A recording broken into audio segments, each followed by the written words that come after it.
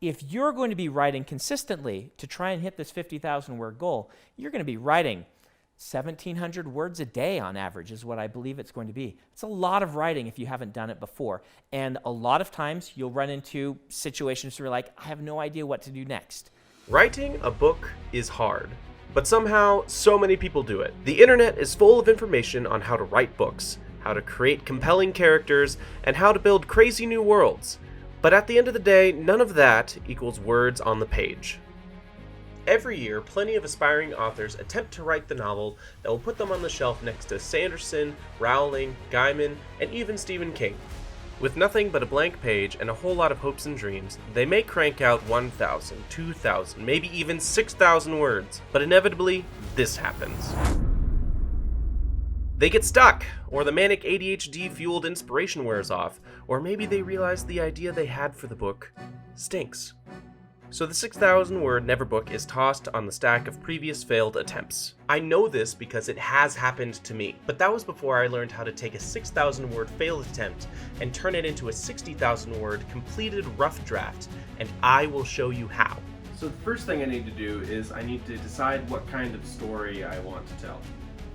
I do this because if I know the genre and the basic plot, then I can go from there. I chose to write a very normal adventure/coming-of-age fantasy with a dash of a romance novel.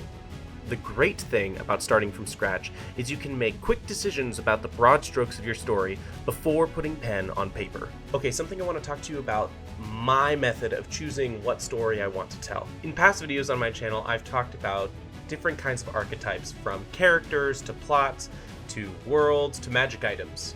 I keep these for myself so that when I'm writing, I can pick the ones that I want. And the groundwork for what goes into that character, world, or plot is already done. And before you think, "Aw man, that sounds super boring and cookie cutter," unfortunately, in the world of storytelling and writing books, there's nothing original. Only new ways of telling the same stories. Take this clip of a comedian comparing Harry Potter and Star Wars: A New Hope. J.K. Rowling did not write a masterpiece. She wrote Star Wars with sucky lightsabers. Have you ever looked at them side by side? Oh, what do we have here? It's a young, male, orphaned protagonist who, for his own safety, has been sent to live with his aunt and uncle until a mysterious bearded stranger, who's actually the one to deliver him to his aunt and uncle when he was a baby, comes into his life and starts to teach him about this ancient kind of magic. Granted, he's going to learn a lot more about this magic from an older, wiser wizard who's high most of the time. Regardless, his uncle is totally against this magic stuff. He won't even tell him what really happened to his parents, but against his uncle's wishes, he leaves home for the very first time, makes some new friends, meets a pretty, impetuous young girl, and though there will be an odd sexual tension between the two of them throughout, he will only ever love her like a sister while she struggles with the feelings that she has for his best friend, the scruffy comic relief. It's crazy, but it's true. The only way to make original stories these days is to take cool and fun combinations of archetypes and express them differently in your prose, descriptions, and world building. Now, for some people, that might be a little discouraging that they won't be able to come up with something original, but I challenge you to think about it a little bit differently. Instead of, oh, you can never make something original, you don't have to make something original. Doesn't that take the pressure off? So back to me in the past.